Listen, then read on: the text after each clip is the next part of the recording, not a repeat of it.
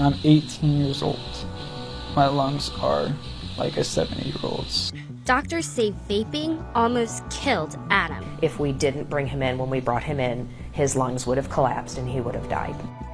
Across the U.S., 6 people have died and more than 400 have been hospitalized with severe lung disease linked to vaping. But the exact cause remains a mystery. What's a pack of smokes cost? What we do know is that after decades of anti-tobacco campaigns that helped slash the rates of teen smoking, a whole new generation is becoming addicted to nicotine. This is really something we've never seen before. We really don't know the best way to treat it. This is how parents and politicians are fighting back. They come in all shapes and sizes, but nearly 70% of the e-cigarette market is controlled by one company, Juul. The device is wildly popular with teens, and it helps that it's tech-friendly and easy to hide.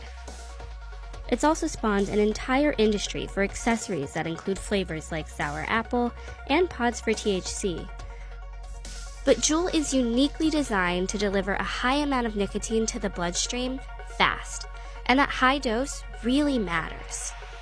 Kids who come to see me have no idea how much nicotine is in a Juul. I think the company says that pod has about as much nicotine as a pack of cigarettes, and somehow that sort of makes it seem like some normal amount or some typical dose, but it also becomes something social, something that kids are expected to do when they get together. In a place like a Juul lounge, which is also known as a high school bathroom. Yep, there's even a meme for that. If you look at the internet, if you go to YouTube, you'll see people doing all kinds of tricks. All of the tricks also increase the amount of nicotine that's absorbed because they all involve pulling harder, holding your breath longer, holding the vapor in longer to allow the dose of nicotine to rise even higher in the brain. And so the tricks themselves actually make the device more addictive. And that vaping addiction could be poisoning kids. For a lot of the kids that we're seeing, they are reporting signs of nicotine toxicity. So headaches, stomach aches, vomiting is actually quite common. I always tell parents that if you're seeing a big and sudden change in your child, take it seriously. I would have never thought I would have the kid that was addicted to Juul. Cade started juuling when he was 15. 3 years later, he was so addicted, he got kicked off his hockey team and was diagnosed with restrictive lung disease. I would find the color caps all over the place. I think at one point I found a bin in Cade's car that probably had hundreds of them, which now knowing that one of these is equal to a pack of cigarettes, as a mom, seeing that those hundreds of pods, that your child's done, was pretty devastating. It is as bad as any other addiction, whether it be gambling, alcohol, heroin, pills. It's an addiction, and for these kids, they just will do anything to be able to have their nicotine. So that's where you get your motivation from, your Juul cigarette. Yeah, it's how to act. Take it away and then you give it back, and that's happy and sad. Every company dreams of having their product promoted by celebrities, but Juul has been criticized for a sleek marketing campaign that claims the device is safer than cigarettes, and a social media strategy that seemed aimed at teens. Well, I said I'm sorry for the situation they're in. Again, there's never been an... But you don't think Juul caused it?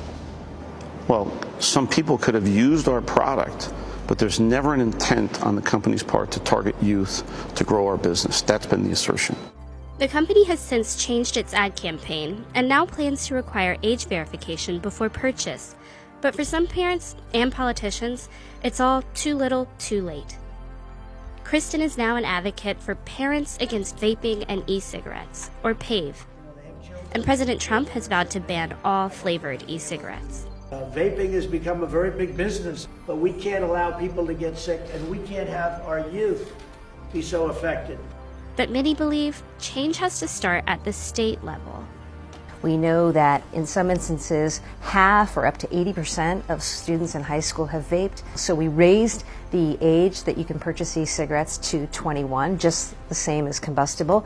We now have legislation that we support that bans flavors, because we know that flavors are a way that these companies have really marketed to young people.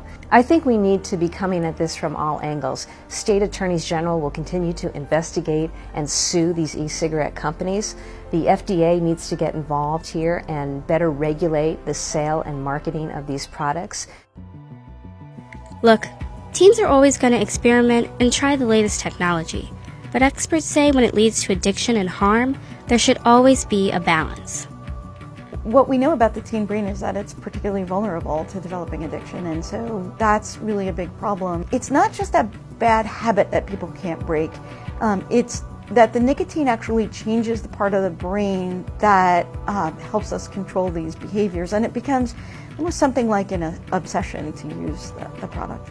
There's no getting around the fact that if an adult smoker wants to quit smoking, that they don't need a Sour Patch flavored Juul pod to do so. This is a battle that often isn't successful in quitting, especially for kids.